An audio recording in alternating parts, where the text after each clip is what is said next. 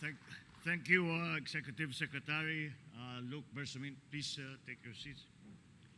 The, uh, the Excellencies of the Diplomatic Corps who have joined us today, Special Assistant to the President, Secretary Anton Lagdameo, the National Security Advisor, Eduardo Año, National Defense Senior Undersecretary Carlito Galvez, honorable members of the Senate, honorable members of the House of Representatives, the Chief of Staff of the Armed Forces of the Philippines, General Andy Centino, Flag Officer in Command, Philippine Navy Vice Admiral Toribio Adasi Jr., Commanding Generals, Officers, and enlisted personnel of the Philippine Navy, my colleagues in government, other distinguished guests, ladies and gentlemen, good morning to you all. In May 1898, a Filipino flag was hoisted on one of the vessels of the Philippine Revolutionary Navy, marking the formal establishment of our Navy. A month later, Philippine sovereignty was formally proclaimed. 125 years on, we are still relishing the independence that our forebears had won for us. Today, we honor once again their triumphs and their bravery. As we celebrate the Philippine Navy's 125th anniversary, we pay tribute to the institution and the men and women behind it, both uniformed and civilian, for they have continued the noble cause of defending the public sovereignty and keeping the peace. We acknowledge their manifold achievements and accomplishments over the years, especially the efforts to secure our archipelago, more significantly in the Batanes and Kalayaan Islands, the Philippine Rise, and the West Philippine Sea.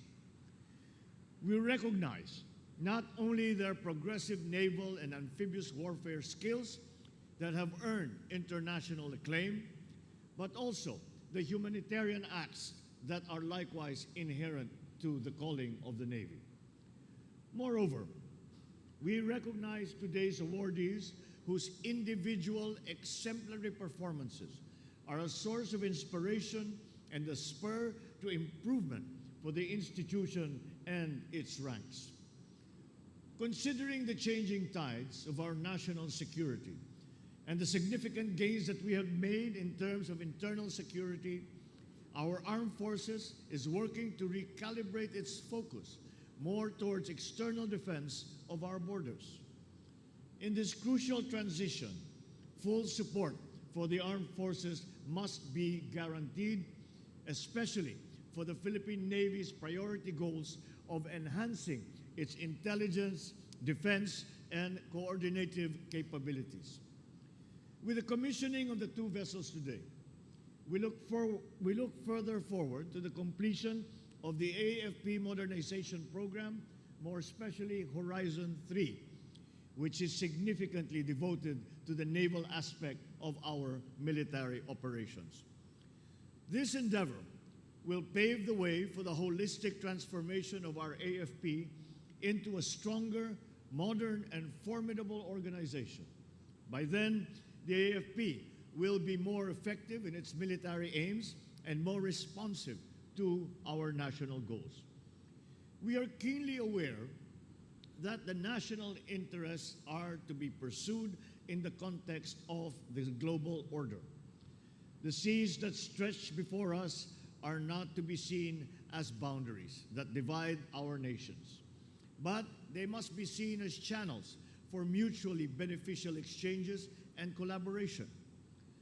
Our Navy serves not only as valiant guardians of our seas and shores, but peaceful emissaries as well.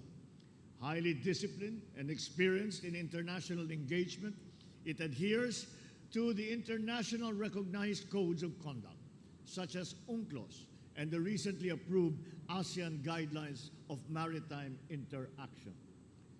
In this light, it plays a significant role in our collective effort to nurture friendly international relations by fostering mutual trust and confidence, freedom of navigation and overflight, and, of course, safety of our seas. As it sails on towards the next century, the Philippine Navy remains ever relevant in our nation building and continue to be indispensable to the attainment of the aspiration of a more comfortable and secure way of life for all Filipinos. This is an opportune occasion to renew our commitment and dedication to the cause of strengthening our republic, of its peace and prosperity.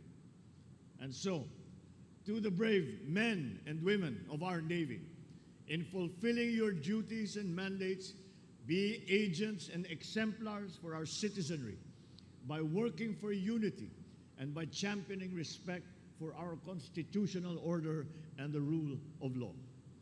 Rest assured that as your Commander-in-Chief, this administration will work tirelessly not only to improve the armed forces, but are also looking for ways and means to improve your individual welfare and those of your families and loved ones as well. This is your Commander-in-Chief wishing you fair winds and following seas.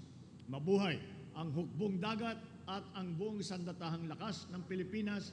Mabuhay ang Republika ng Pilipinas. Maraming salamat at magandang umaga sa inyong lahat.